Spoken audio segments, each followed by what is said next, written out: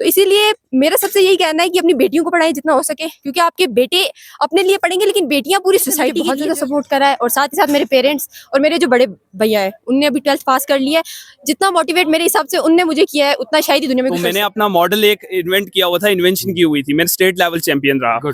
तो उस पे मैंने जब यहाँ से लेके गया तो मदर मेरी जो कहने लगे वो कहने लगे आप यहाँ टाइम वेस्ट कर रहे हो, ये मॉडल्स वगैरह मत बनाना।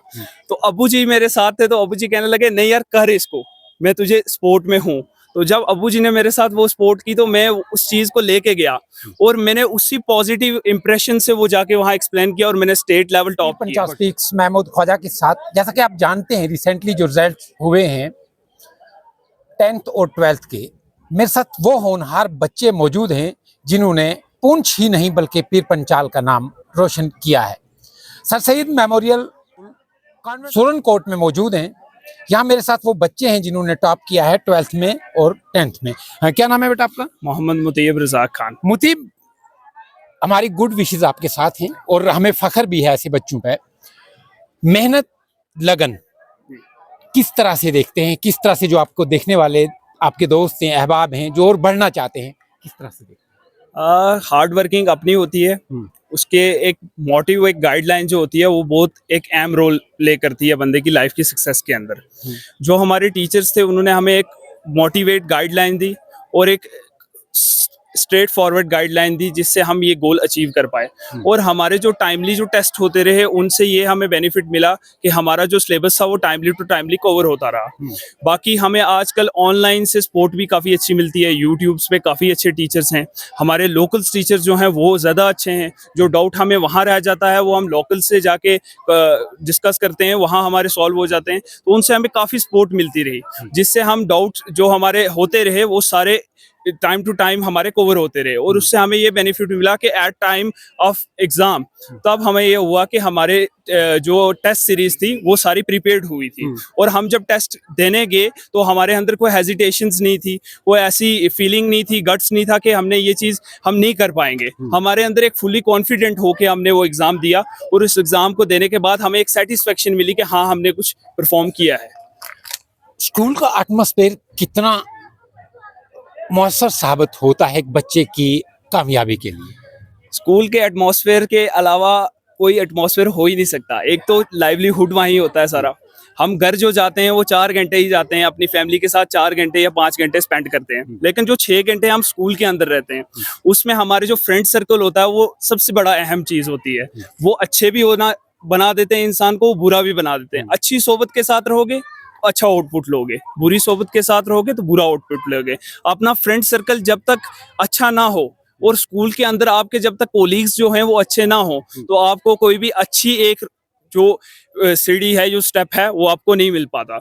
अगर आपके स्टूडेंट साथ में बैठने वाले अच्छे होंगे वो आपको भी गट्स प्रोवाइड करेंगे, हाँ आपने ये गोल अचीव करना है, हम भी कर रहे हैं, आप भी करो, मिलजुल के करो। वो एक बड़ा अहम रोल प्ले करता है। और स्कूल की जो लाइफ होती है वो 12th के बाद भी अभी भी मैं सोचता हूँ कि वो जो दिन गुजारे हैं हमने वो अब लाइफ में कभी नहीं आ पाएंगे, शायद ही वो हमें कभी दिल मिले। पेरेंट्स का कितना रोल है? पेरेंट्स आज हम देखें ना बेटा, माशरा जो है इसमें हमारे नौजवान छोटे छोटे बच्चे, कुछ तो अभी कुछ दिन से वीडियोस वायरल चल रही हैं, गैंगस्टर बन रहे हैं और कुछ जो है ड्रग्स की तरफ जा रहे हैं। पेरेंट्स जो होते हैं वो बैकबोन होते हैं स्टूडेंट की। पेरेंट्स जब तक पेरेंट्स का सपोर्ट ना हो वो स्टूडेंट कोई चीज़ अचीव कर ही नहीं पाता। पेरेंट्स की जो गाइडलाइन होती है, जो उनका फैमिली सपोर्ट होता है, वो इंसान की एक बैकबोन होती है। कहीं भी इंसान खड़ा है उसके पीछे वो एक बैकबोन की तरह खड़े होते हैं कि हाँ भाई आप यहाँ गए हो, आपके पास जो चीज़ अचीव हो रही है उसके पीछे हमारी आपके साथ फुल सपोर्ट है।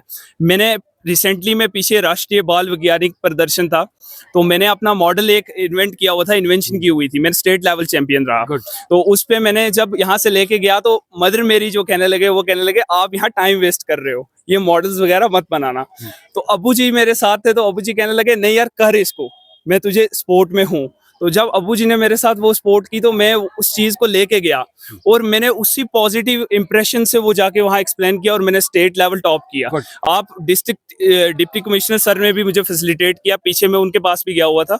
लेकिन बड़ी खुशी हुई कि मेरी फैमिली सपोर्ट जो है वो मेरे साथ अभी तक है और आगे भी इंशाल्लाह रहेगी। हम जो तंज करते हैं बच्चों पे, बच्चों को रोकते हैं, ये ऐसा नहीं करो, ऐसा नहीं करो, मुझे लगता है हमें कहीं ना कहीं आज़ादी बच्चों को देनी चाहिए और बच्चे की जो अपनी मर्जी है उस पर चलना चाहिए, बच्चे को चलने देना चाहिए।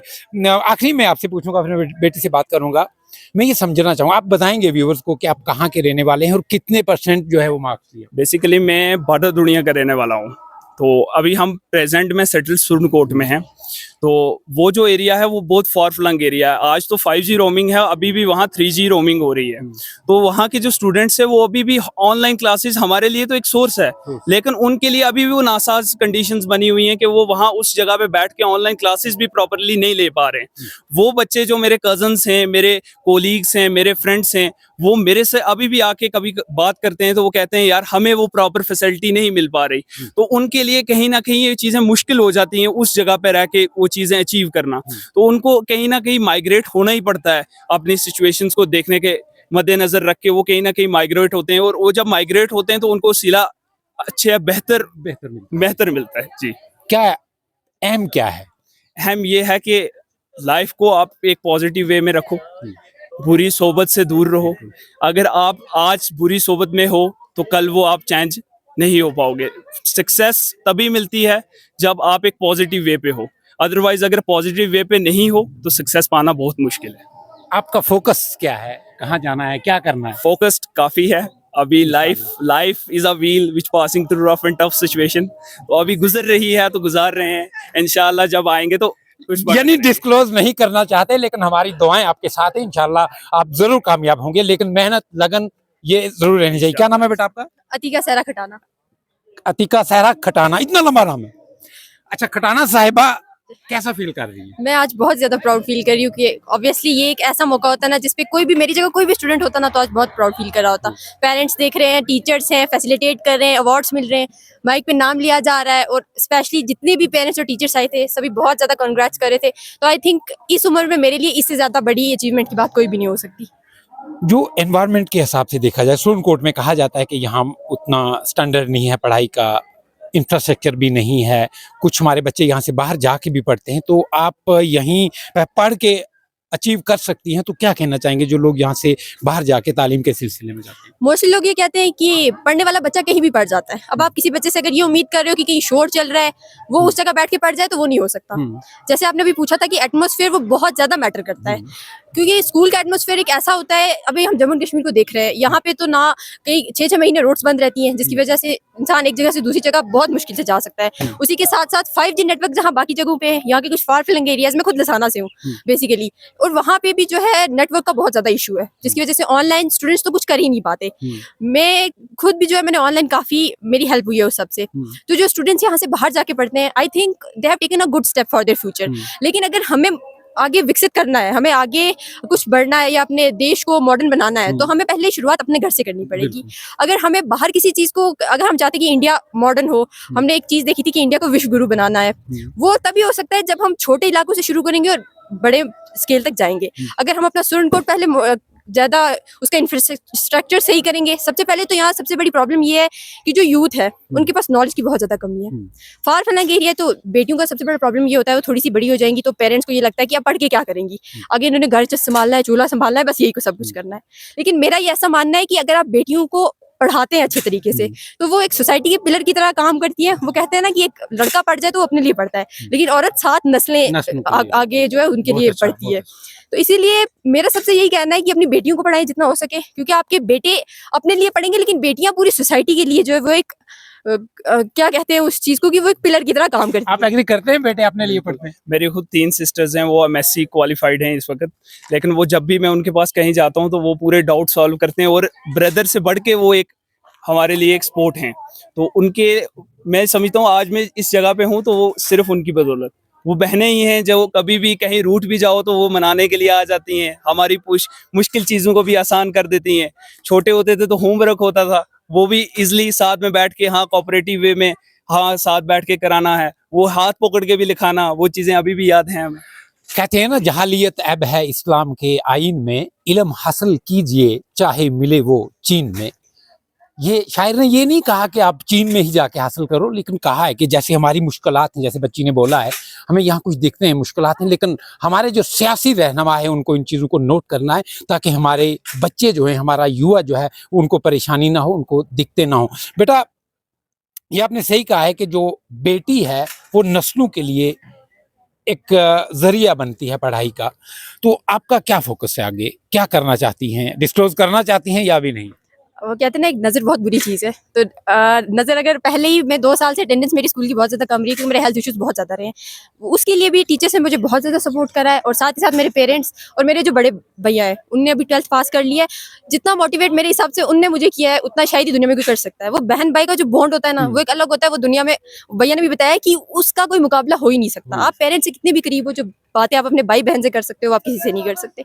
सर ने भी पूरी कोशिश की, मेरे टीचर्स ने, यहाँ ये टीचर्स ने नहीं, मेरे ऑनलाइन भी होगी, मेरे ट्यूशन टीचर्स रहे। मैं ज़्यादा ट्यूशन तो नहीं जा पाई, एक मैथ्स दैट इज़ इम्पॉर्टेंट, क्योंकि यहाँ रहते हुए आप मैथ्स खुद से तो आई डोंट थिंक कि कर सकते हैं। उनका भी काफ़ी रोल रहा है। मेरे दूसरे टीचर थे, उन्होंने मोटिवेट करने में मुझे टीचर्स, अल्लाह का करम है कि बहुत ज़्यादा अच्छे मिले हैं। और कहते हैं ना, एक मिट्टी की चीज़ को जब संवारा जाता है तो वो बहुत ज़्यादा खूबसूरत हो जाती है। टीचर्स ने वैसे ही मेरे बचपन से रोल किया है मेरी लाइफ में। टीचर का अहम रोल रहता है, टीचर के साथ पेरेंट्स, इनका भी अहम रोल रहता है सोसाइटी को, समाज को, अपने बच्चे की तालीम और तरबियत जो है उसको अच्छी तरह से देने में।